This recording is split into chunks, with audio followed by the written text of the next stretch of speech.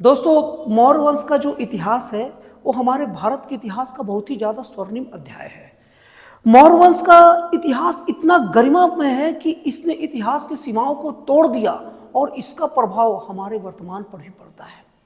दोस्तों, मौर्य वंश के बारे में जानकारी के लिए और मौर्य वंश को अच्छे से जानने के लिए हमें नंद वंश के इतिहास में जाना पड़ेगा, क्योंकि मौर्य वंश की जन्म की कहानी नंद वंश में ही छिपा हुआ है। दोस्तों, कहानी यहाँ से शुरू होता है कि नंद वंश का एक बहुत ही अत्याचारी राजा, जो बहुत घमंडी, बहुत सनकी, बहुत उटपुटांग था, उसने चाणक्य नाम के एक ब्राह्मण का अपमान किया था। चाणक्य को दोस्तों आप लोगों को बता दूं, सब लोग तो ऐसे जानते ही हैं, लेकिन चाणक्य को कौटिल्य और विष्णुगुप्त के नाम से भी जाना जाता है। तो चाणक्य उस ब्राह्मण ने अपनी चोटी को खुली करके ये प्रण लिया कि जब तक मैं इसका सर्वनाश न कर दूं तब तक अपनी चोटी को नहीं बांधूंगा। और इसके बाद में सर्वनाश के हथियार की तलाश में वो घूमने लगे और वो हथियार उन्हें चंद्रगुप्त मौर्य के रूप में मिला। चंद्रगुप्त मौर्य चाणक्य की सहायता से घनानंद पर हमला किया और पूरी रणनीति चाणक्य ने बनाई थी और घनानंद को की हत्या कर दी और इस तरीके से नंद वंश का समापन हो गया। और नंद वंश के बाद मौर्य वंश की नींव रखी गई। यहीं से मौर्य वंश का स्वर्णिम इतिहास शुरू होता है।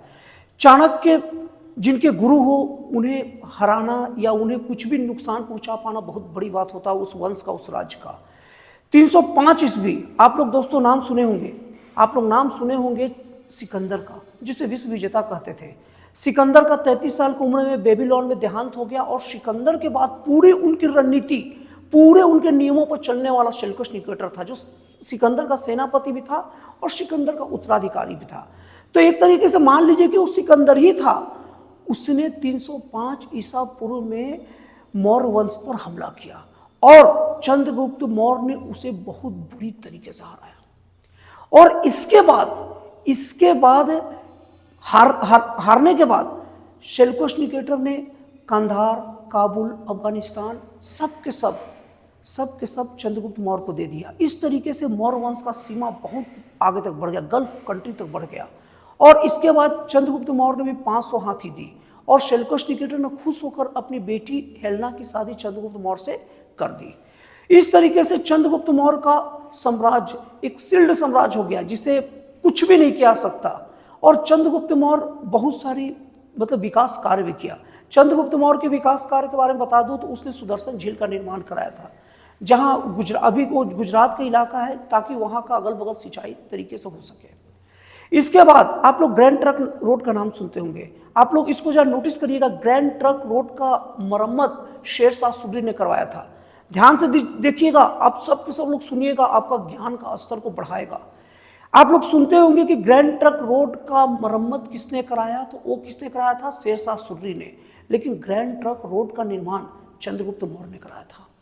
दोस्तों, अगर निर्माण की बात हो, ग्रैंड ट्रंक रोड का अगर निर्माण की बात हो तो वो चंद्रगुप्त मौर्य कराया है, और अगर मरम्मत की बात हो तो शेरशाह सूरी ने कराया है।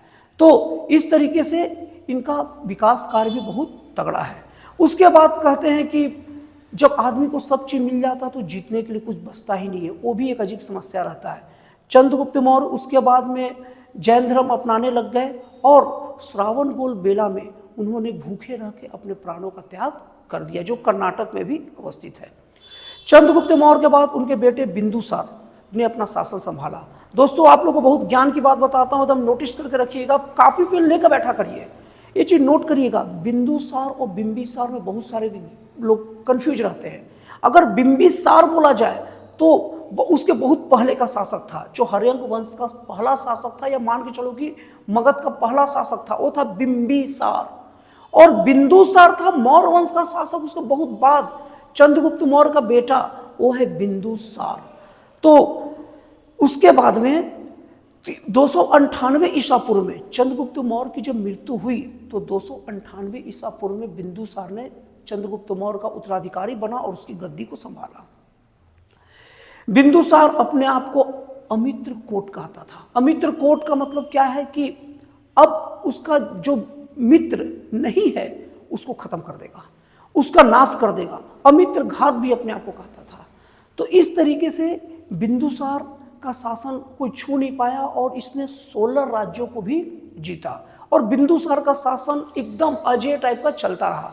लेकिन इसके बाद उनके बेटों में उत्तराधिकारी का युद्ध हुआ और उस उत्तराधिकारी के युद्ध में अशोक विजयी हुआ और एक कहा जाता है कि अशोक अपने 99 भाइयों को इसमें हत्या भी किया था। उसके बाद अशोक का शासन 259 ईसा पूर्व से शुरू होता है।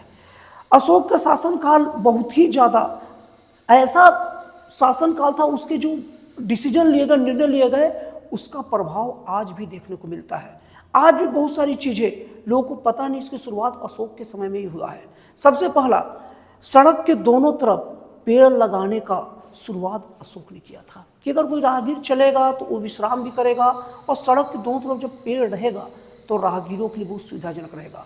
तो नोटिस कर लीजिए दोस्तों, नोट कर लीजिए इसको, सड़क के दोनों तरफ दोनों किनारों पर छायादार पेड़ लगाने का सबसे पहला काम कौन शुरू किया? अशोक ने शुरू किया।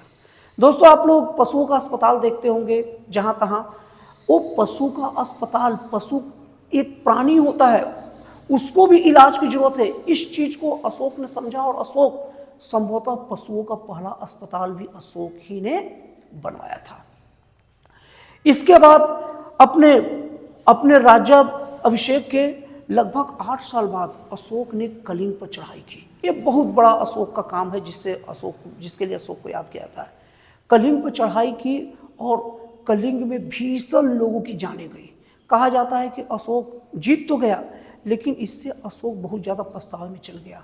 इसके बाद अशोक युद्ध त्यागने की बात कर दिया और अशोक बौद्ध धर्म की ओर बढ़ने लगा। उपगुप्त नाम के बौद्ध भिक्षुक ने अशोक को बौद्ध धर्म की दीक्षा दिलाई और उसके बाद में अशोक अपने शासन को हटा दिया गया।